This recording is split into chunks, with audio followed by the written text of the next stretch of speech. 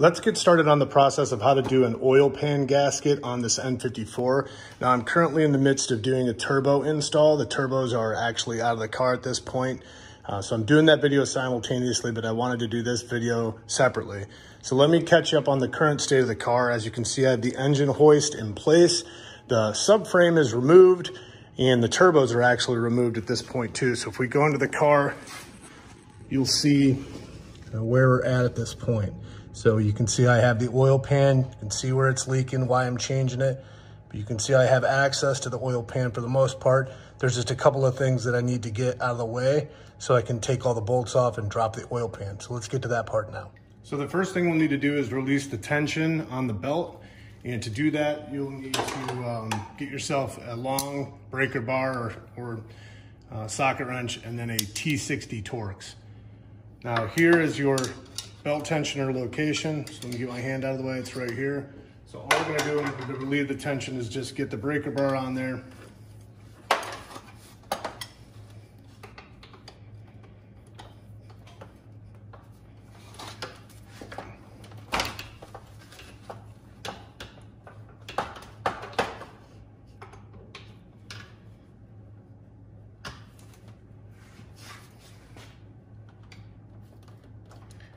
And once we get enough slack on the tensioner, you can just kind of pull the belt off.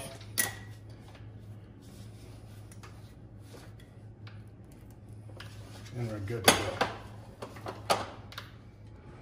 We're positioned directly under the car. So now that we have the tension off the serpentine belt, you can see we can just slide it right off the pulley for the power steering pump.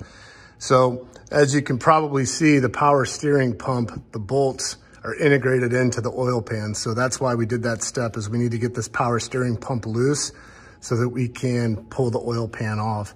There's a couple of other steps we'll do before then. So what we're gonna do is, like I said, start with the power steering pump. Now these are external Torx at E12, but you can actually use a 3/8. I'm gonna use a 3/8 ratcheting wrench.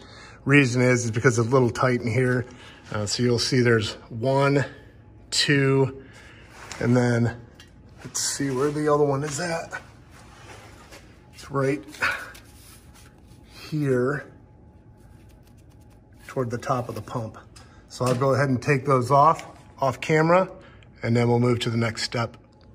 All right, I was able to get the power steering pump pulled away from the oil pan with no issues at all. I actually have it just hanging in place here.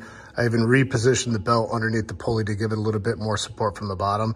The next thing we've got to do is you have these transmission lines that run down the bottom of the front of the pan and then around to the side and then back out to the transmission. There's 2 fasteners that are integrated into the oil pan. There's a 10 millimeter here and there's a 10 millimeter over here on the other side. So let me go ahead and get these 2 off, and then I will come back and show the finished process.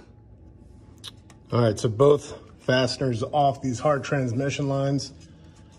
So you'll be able to pull the oil pan once we get the bolts off that way around them. They don't actually come out. I mean, you could take them out, but I wouldn't recommend it. So the next thing we're gonna do is come around to the back, and we're gonna take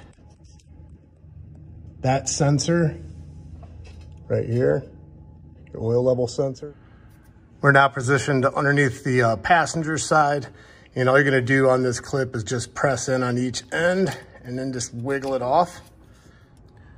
Now we're ready to take the oil pan off. So in a U shape all the way around to the front, and then on the other side, there are 23 E12 external Torx. You'll wanna take those off. So I'm gonna go ahead and get mine off, and then we're gonna move to the back of the oil pan. We're gonna take out some different fasteners of different lengths, and I'll go over that process too. All right, now we're positioned right underneath the transmission toward the driver's side. You can see the DCT transmission pan. I have the splash shield removed. So we're looking at the back of the motor. Now, if I shine a light up here, you should be able to see that E12. I've already taken out these, and then there's a couple of other E12s right here behind all this. So all these need to come out. But what's important about these is they're different lengths than the ones that go in the perimeter up front. So when you take them out, you want to make sure, like I have, that you just kind of have them in the order that they came out. You don't want to get them mixed up. although you'd probably be able to figure out what ones go where. You just want to make it easier on yourself. So just keep these separated so you know what order they're in as you take them off the pan. Okay, so as you can see, I have the oil pan. I took a screwdriver and just kind of popped it down. Now I'm moving my jack stand out. When I get to the reinstall this oil pan, I'm going to come back to those back bolts. I just want to go into a little bit more detail about what those are, what the Bentley manual stated needed to be done versus what I actually encountered. But first, let's go ahead and pull this oil pan off. You can see it's kind of, and then I'm just going to slide it past these transmission lines.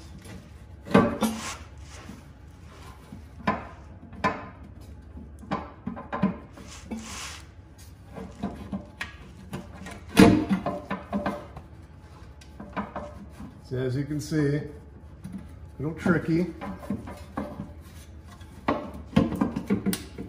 You just got to kind of work it slowly down. The jack stand away in there.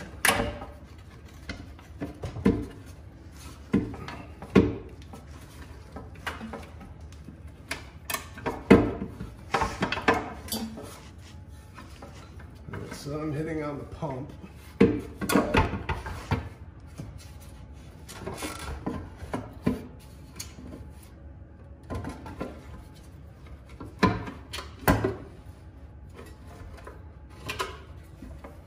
Okay, so those transmission lines make it a little tricky. So let me go ahead and try to figure this out. Okay, so that's a little bit more difficult than I anticipated, but I was able to get it down. And basically all I did was just, you had to clear the oil pump right there. So the lines, the transmission lines that run back, because they're hard, you gotta kind of gently pull the pan down and then twist it counterclockwise, slide it toward the driver's side and then pull it out. Look straight up at my crankcase. So I cleaned off the edges of the block where the gasket is going to seat. But other than that, I mean, this thing is very clean. So no surprises here. So there's no metal flakes, metal chunks, any oil staining or burnt oil or any of that. This car was as advertised, very well maintained. All right, here's the cleaned up oil pan. So there were no surprises in here, thank goodness. There was no metal, there was no chunks of anything. Obviously, it was no burnt oil or anything, so it's in really good shape. Got it cleaned up, gonna put it back on the car. Here's the new gasket. So it is exactly like the one I pulled off, so that's positive as well. Let's go ahead and get it mounted up. All right, we're ready for install now. I've actually put the oil pan in, and I will tell you is you just put it in this way and turn it, and it goes right back in. It goes in a way easier than it comes out. But what I did in the meantime is I took two of the old bolts, and I just put them hand tight in here to hold the gasket up against the block while I put this in there. So now that I have this in position, all I need to do is just back these out, get everything lined up and pushed up against the block, and I can start reinstalling my fastener. When you're doing this job, obviously you're going to want to use new bolts because they're aluminum. So my kit comes with them, and I'm assuming most kits do. So this one kind of tells me what I have. The N54 and N55 both have 23 of the M8 small ones. And then my kit also came with two, or actually three. One got away over here. So it came with 3 of these M8 by 92 millimeters and then 7 of these M8 by 112 millimeters. Now, after taking my pan out, I'm only going to need 3 of these and 2 of these. So what I'm thinking is because my car is a 335 IS and has the DCT trans, I'm thinking this is for an automatic or manual transmission, or maybe it's for an X-drive transmission. But when I do my reinstall, I'm only going to need the 23 to go around the U-shaped perimeter and then these 5. So I'm going to go ahead and get installing those now. As promised, I wanted to take a closer look at the rear bolts to help out anybody who's doing this job. So I'm in the Bentley manual. This is the latest revision for the non-M E90X chassis, so it's up to date. My kit came with 10 of the longer bolts, 23 of the bolts that go in the perimeter, so all that was correct. So the 23, 26 millimeter length bolts. Now, right here on my car, there's 5 bolts in the back.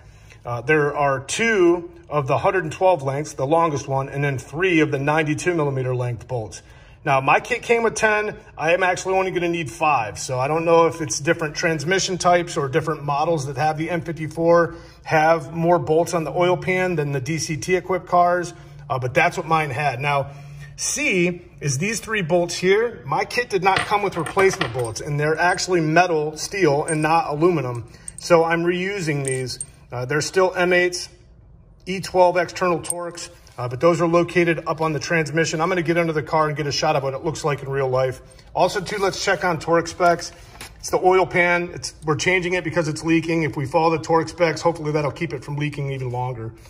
So the regular bolts are 8 newton-meters by 6 foot-pounds, plus a 1/6 of a turn, so 60 degrees. The longer bolts, same newton-meter and foot-pound breakdown, but a half a turn or 180 degrees. We're underneath the transmission. So here are the 5 bolts that I was just showing you. So 1, 2, 3, 4, and then 5. So the 2 longer ones for my car went here, and then 1, 2, 3 of the intermediate size bolts. Now the steel bolts that I was telling you, those go here, here, and then there's one up here.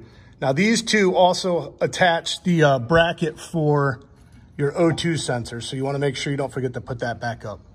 And last, we have our oil pan installed, all the bolts torqued to spec. Now I'll just really quick walk you through the steps of reinstall, at least from where I started the video. So plug back in your oil level sensor. Make sure you put on the 10mm bolts that hold your transmission lines, the oil pan. Reinstall your power steering pump. The 3 bolts that fasten that to the block are going to be torqued to 28 foot-pounds. Then depending upon how you have the subframe set up for yours, either you took the subframe out or you just have it dangling, you'll reinstall all of that. Now real quick, I'm going to do is I'm going to move over to the Bentley manual and show you the diagram for rerouting the Serpentine belt. According to our Bentley manual, this is the Serpentine belt routing for the N54. Now, it does vary from motor to motor, so you want to make sure you get that correct. So just in case you slip the belt off a couple of pulleys and aren't sure, this is what it should look like when you reinstall the belt. That'll do it for this video. Hopefully this helps some people have a more leak-free motor. Thanks for tuning in, everyone. Take care.